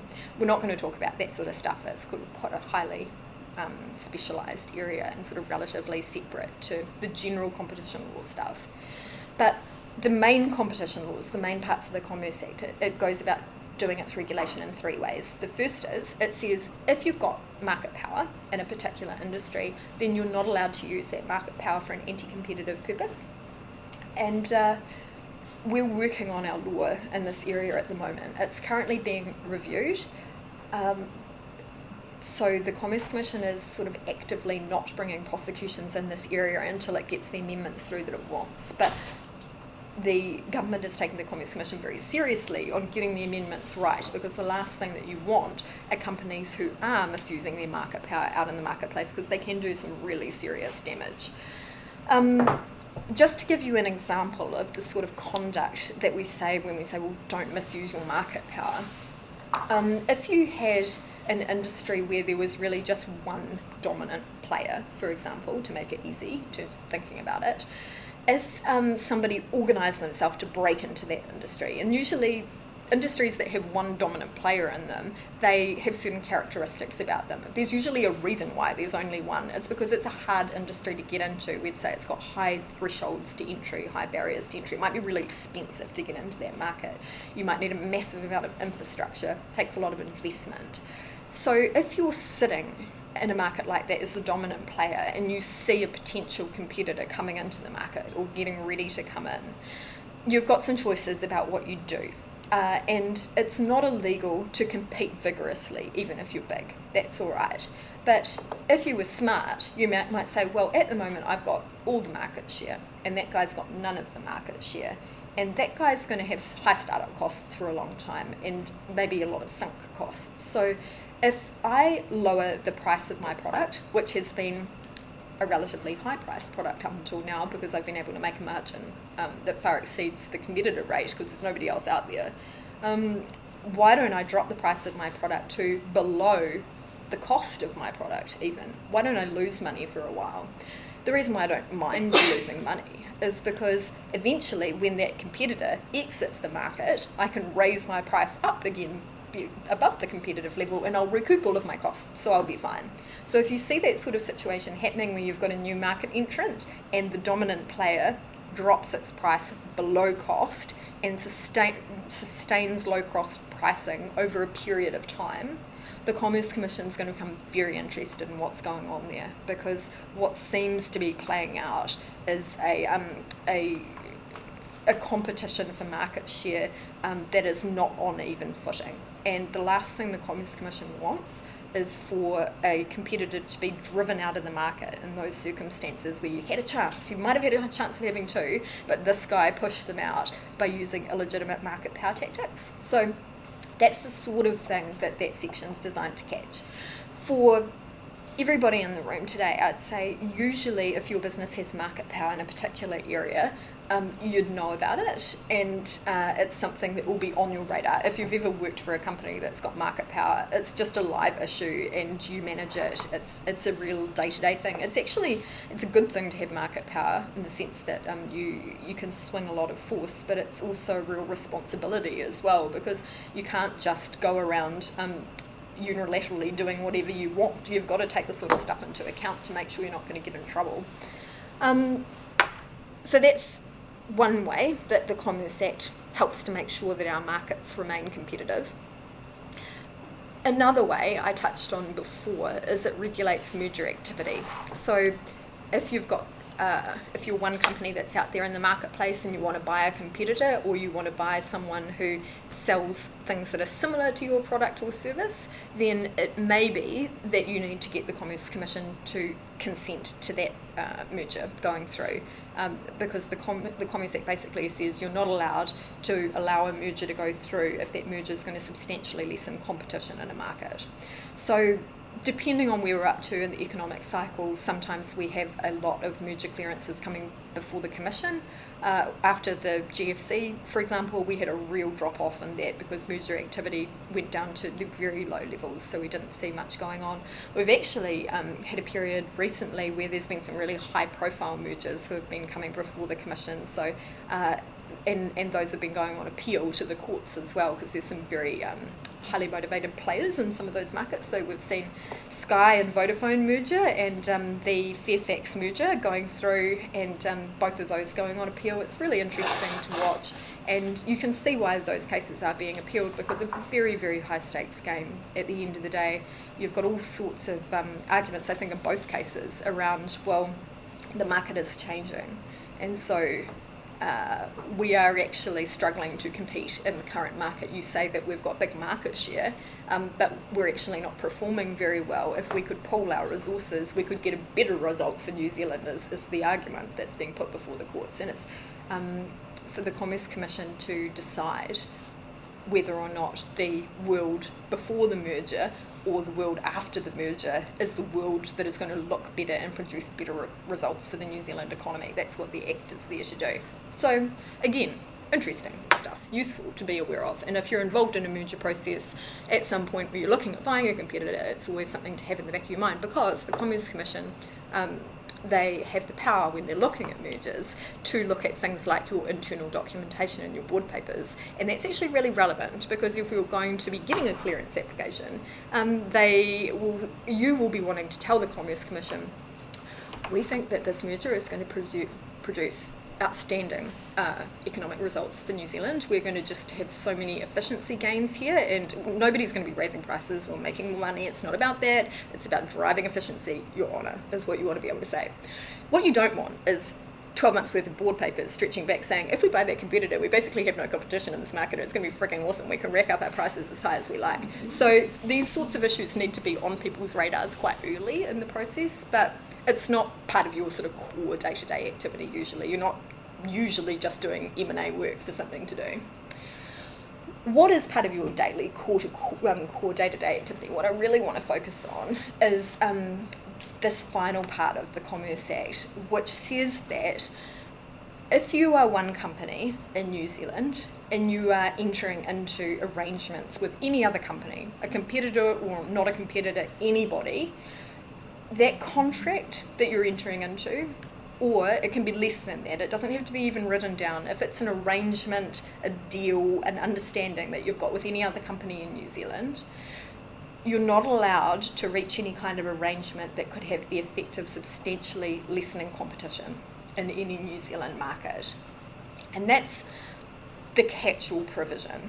That's basically just don't tie up the New Zealand economy with some kind of contractual arrangement which is producing poor market conditions for everybody.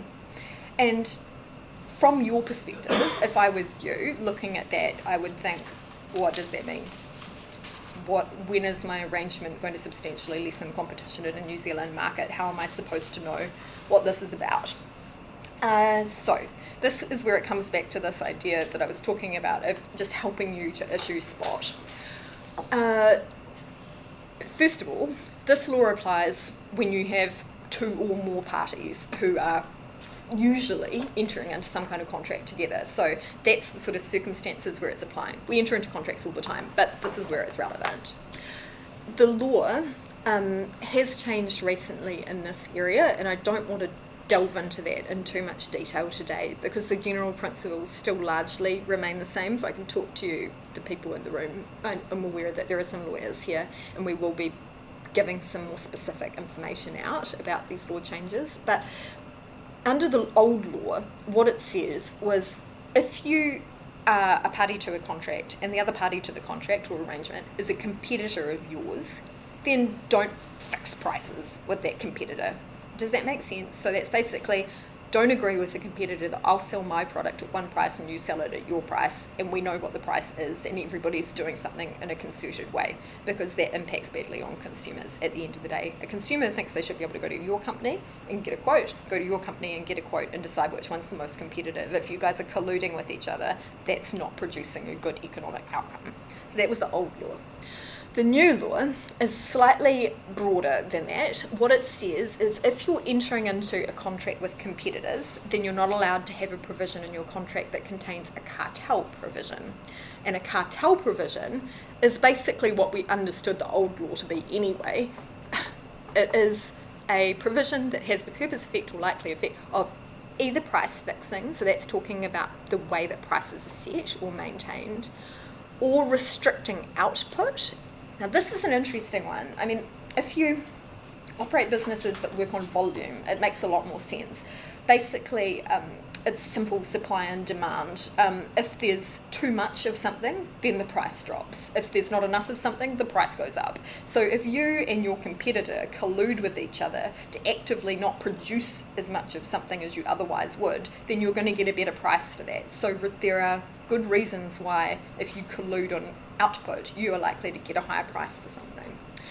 Market allocation is the other biggie. So that's basically, I say that I'm going to be a law firm in the South Island, and Ali says, well, I'm going to run a law firm in the North Island, and we're not going to compete with each other in the various different islands, basically. So that's just highly illegal behaviour. We would call that hardcore cartel conduct. So it's that's kind of what we're trying to stop people from doing, I suppose. Now, if you're looking at it technically, I just want to make sure that we're really clear. So the contracts we're worried about are ones where at least two of the parties to the contract compete with each other. The contract contains a price fixing provision. You agree to limit your production, or you agree to divvy up geographical areas. That is a cartel provision, and that is highly illegal. So the question for you here today, I think our key question for the whole of the Commerce Act compliance stuff is, how do you avoid entering into an agreement that could either substantially lessen competition in a market in New Zealand, generally, could be with anybody, or how do you avoid entering into a contract that contains a cartel provision? And I could spend 2 hours with you, as I did last week on a conference seminar with a whole bunch of lawyers who had a big question and answer session on this that ended up descending into basically chaos, where people were fighting with each other about when the law would or wouldn't apply and all of these technical difficult scenarios, and it was actually just very boring and complicated. What I'm going to do to try and make this more simple is I am going to introduce to you what I call the burning building test. And this is all you will ever need, hopefully, to keep you safe when it comes to these price fixing issues. This is a photo of a burning building. How do I know it is a photo of a burning building?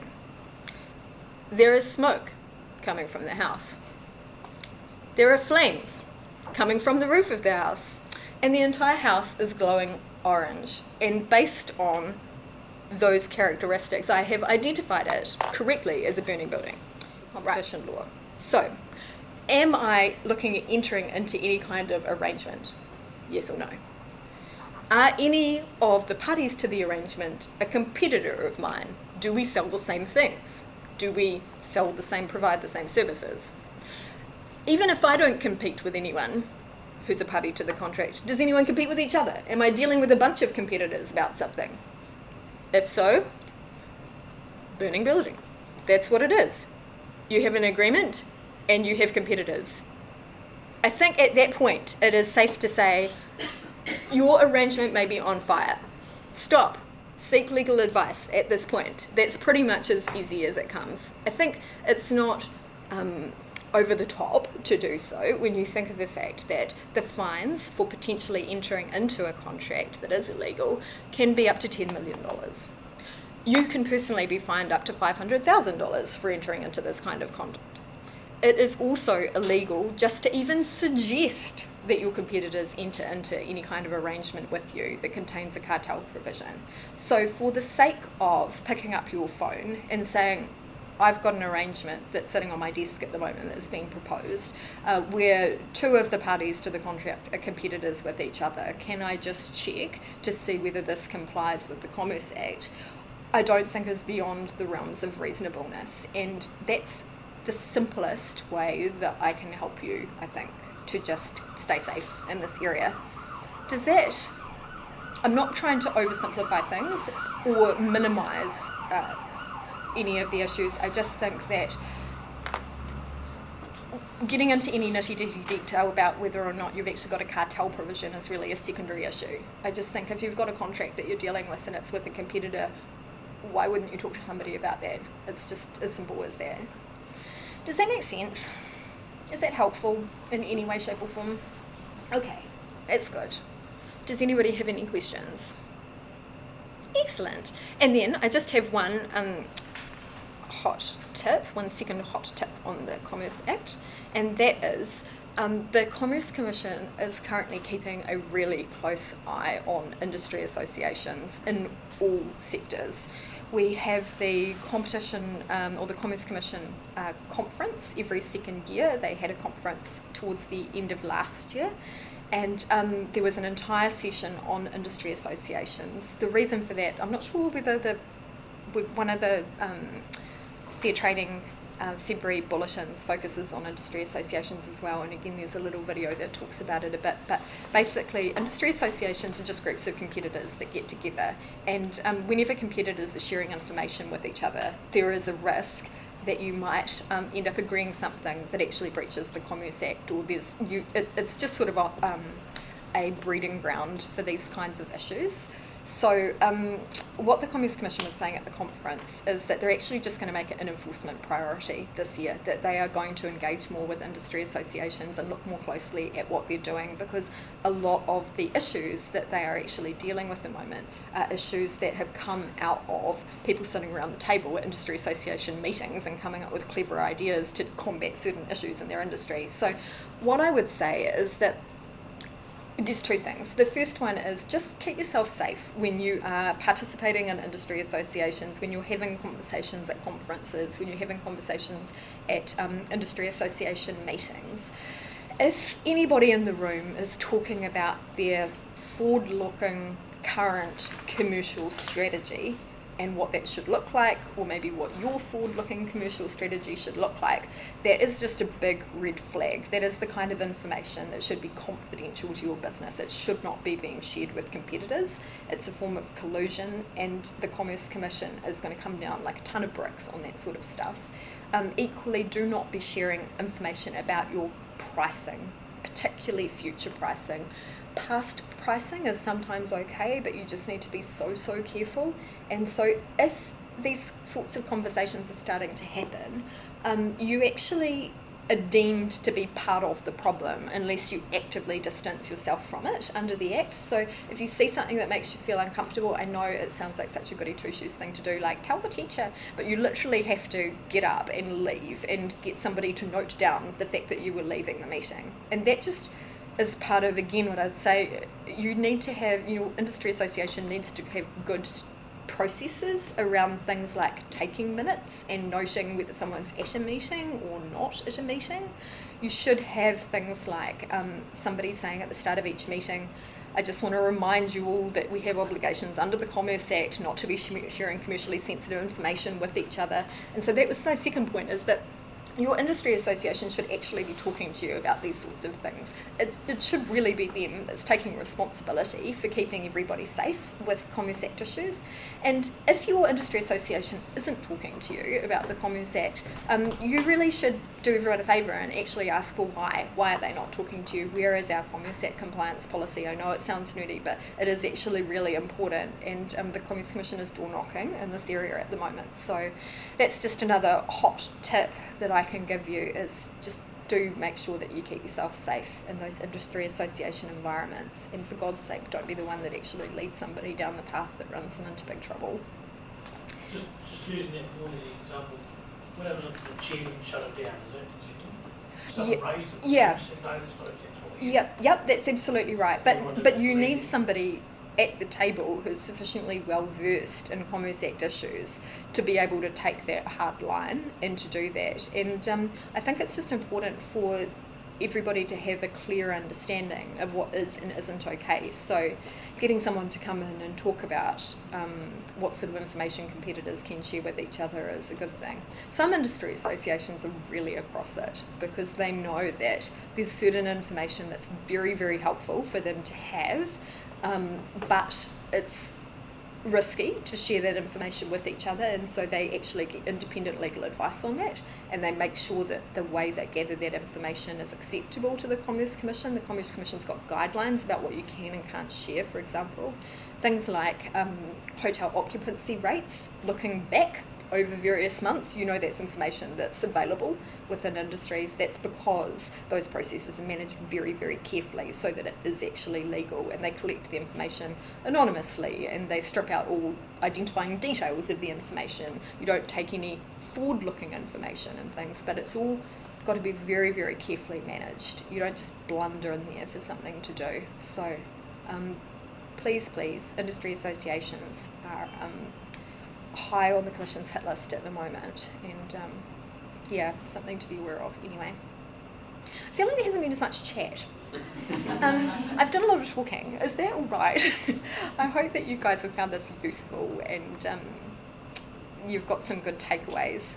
What I was saying at the start of the session was that we have, just because we haven't done something like Fair Trading February before, all of the information we've sent out to you, it's actually able to be Google accessed if you just search across Google and you knew what to be looking for, because the other option would be that I would have to put a password on it for everybody, and I don't know what you guys are like with passwords, but I feel like there's thousands of them and you'll forget them like within 2 minutes, and it means you never actually look at any of the information. So I didn't want a password protect everything, but what I will do once Fair Trading February is over is I'll give you a heads up that I'm going to do it, but we will cancel the links at some point so that the material is not just publicly available for everyone forever.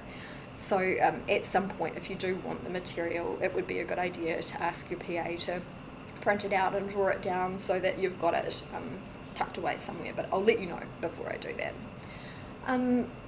Does anybody have any other questions, or is there anything that's sort of come up specifically that people want to talk about? Another question going back to like misleading representation and that kind of stuff.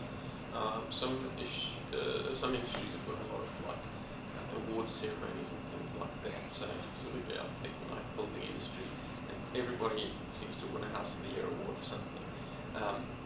Is it misleading to be using things like award-winning building agency if you want an award like back in 2008? Like where does the line get drawn in the sand? Well, speaking as an award-winning lawyer from an award-winning firm, that's a really good question. It's a really good question. You know, the Lane Neve Law Awards with one competitor and we ran it 10 years ago sort of thing.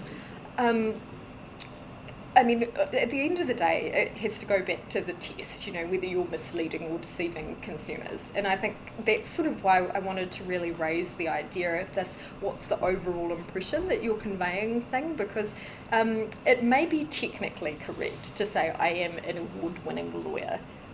But if you were saying that in a market where all of the lawyers have won awards and you were the least recent person to have won yours, then the overall impression you're conveying actually is something a little bit different from the truth there. It's the same as I would say that, award-winning legal team, well, yes, that is true, but the 4 partners who headed that team no longer work for the firm. You still have a team, but it's just that it's not got the same people in it anymore. So there's no bright line test really, and that's one of the reasons why I think more and more you see it with things like the food awards and other industry awards. They have the year embedded in the official logo, because it's actually an issue that the award providers can stamp out a little bit more or manage by saying one of the benefits of getting the award is you are licensed to use this particular logo for a particular year, and by participating in the awards you agree that you will stop using that logo at the end of that 12-month period. So it needs to be kind of managed, because otherwise people do try and get a bit crafty with it. But I think that there is a good argument to say that it's starting to become misleading to say, well, you're an award-winning firm once upon a time. So similar vein, what Briscoe's got put up before, quite often it's up to 60% off. Yeah. But you go in there and it's only 2 or 3 items. Yeah. But there's other stores saying 20 or whatever. Yeah, Like, yeah. is There's there one thing at 60%. Yeah. Yeah. Is there a... Oh, that's misleading, really. It They de- got you in here thinking everything's... It de- not even- It depends on availability of product as well. I think that's a real issue. If you've got up to 60% off, or up to 60% off what's store-wide, whiteware and things, and then how many products have you actually got? If you've got one thing that's 60% off and it's sold yesterday, well then your advertising is actually inaccurate at that point, and they call that bait advertising, where they're actually luring you in with something that's not even available at all. Up to 60% off is obviously something that is used industry-wide at the moment. It happens all the time. Whether or not it's okay is probably something that's open for discussion, I would have thought, if the Commission wanted to roll up its sleeves and really have a go about it.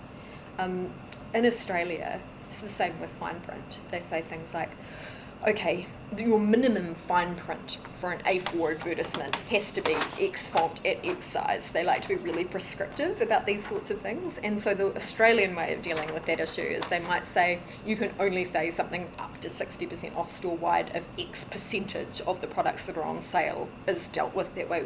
In New Zealand, we don't tend to go with that approach. We tend not to be as bright line about it. But that's why case law becomes important, because then the judges actually get to talk about it and think, well, like, in what circumstances is that actually just misleading and deceptive? Not saying that there's good answers, but these are all things that it's not just, one of the points I want to make is it's not just safe to assume that because your industry does something that it's actually okay. And if you're deliberately doing something that you think is risky, you should at least think about that, minimise your risk. Does anyone have any others? It's quite hard to regulate, isn't it? I mean, like it's like the Bunnings 15% low. I mean, who actually? Most people go in there buy garden hose and stuff, and a lot of the big purchases you actually move stuff around. I suppose if you're buying a kitchen and and then the trades are excluded anyway, and the trade pricing is excluded as well. So It's one of the reasons why you actually need a competition regulator, is that often the harm to any one individual consumer is very, very small. We had a case in Australia and New Zealand a few years ago where the two major cardboard box companies were colluding with each other, and they had a really sophisticated system of collusion. They were doing it very, very deliberately, where they basically had an arrangement to keep their market shares level. So they all knew who their clients were and who the other clients were, and they wouldn't compete with each other on quotes and things. And if the system got mucked up some way and you gave a client a really high quote to try and deter them from switching to you, and they still switched anyway for some reason, you would compensate the other competitor by giving them a client of equal size back, so that everybody's market share stayed relatively similar. And these ended up, they just got millions and millions of dollars worth of fines for this kind of collusion. But basically, if you had bought a product in Australia, and it did affect the New Zealand market as well, but particularly in Australia, if you'd bought a product in about a 10-year period and it had come in a box of any kind, like if you picked up muesli off the supermarket shelf, if you'd ordered a courier, anything, you had been paying a tiny bit too much for the box, like half a cent too much. Now, nobody's ever going to take any kind of action on their own about that, but that's why you've got a regulator there to keep everybody honest and actually do something about it, because the purpose of the legislation is actually about the overall efficiency of a market. And so with something like the Bunnings case, that's why you need the regulator to help. And the other reason is because the regulator is there to spot patterns. And so it's a series of transactions over time that raise the same sorts of issues that helps us to build a picture of what we think is and isn't okay.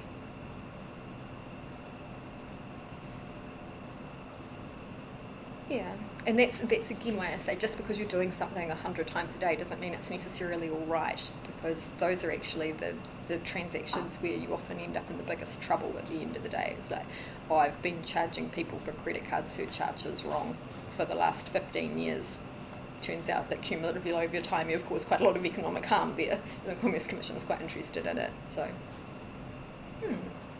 Anyway, so that's just sort of designed to give you a bit of a snapshot of what's going on at the moment, why the Commission's interested in this sort of activity, and the fact that it's sort of unlikely to be easing off anytime soon. It's just keeping a really watching eye on what's going on.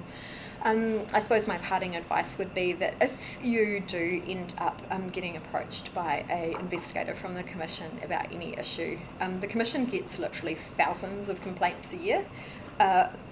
Its leading source of complaints is from customers, and its second leading source of complaints, unsurprisingly, is from other businesses, competitors who see things that they don't like, and like the chickens dropping the pea protein guys. They make calls about it. So the Commission's job ultimately is to filter those complaints, look for patterns, and to identify issues that they think they can get real traction on and do something about.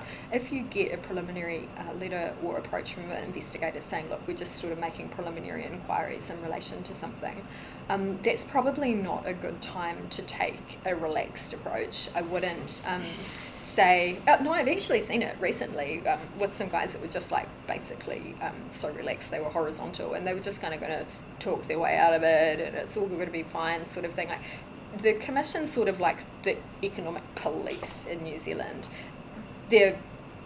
We have quite a small staff at our Commission, but Mark Berry, our Chief Commissioner, is given very high latitude in who he hires and how he goes about using the budget that he's given, and he focuses on quality. So the people that you're dealing with are very skilled, they know what they're looking for, and they have particular ways of going about doing things where you can endear yourself to them or you can get offside with them really, really quickly, and just having somebody to hold your hand through that process can be really reassuring. And as I said at the start, at the end of the day, not very many people set out to get themselves into trouble, and it's in all of our interests to have an economy that's working well.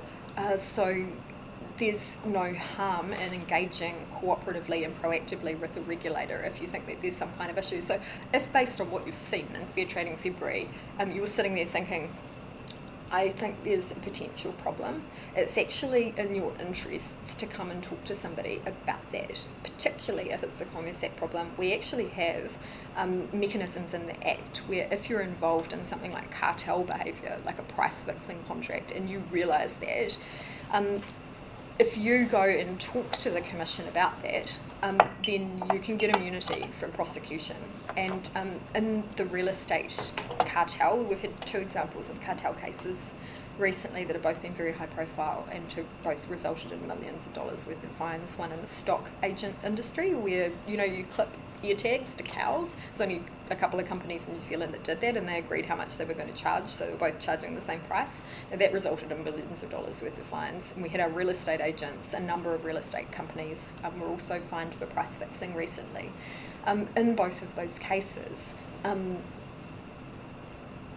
anecdotally, the understanding is that everybody sort of knew that there was a problem there, and nobody really wanted to do anything about it. And the juggernaut's kind of coming at some point. It's actually, I'm not saying that you do need to dob in your friends, but what I'm saying is that there are options that are open to you and levers that you can pull if you talk to a lawyer about it at the right time. So it's not a good idea to just sit there and think about something and think like, we should probably not have done that. I'm just going to leave that for now. At least talk to a lawyer about it and see what your options are, would be my advice. I hope that's helpful. I've gone over time. You guys are supposed to be back at the office now, but I will let you go. I will release you. Thank you very much for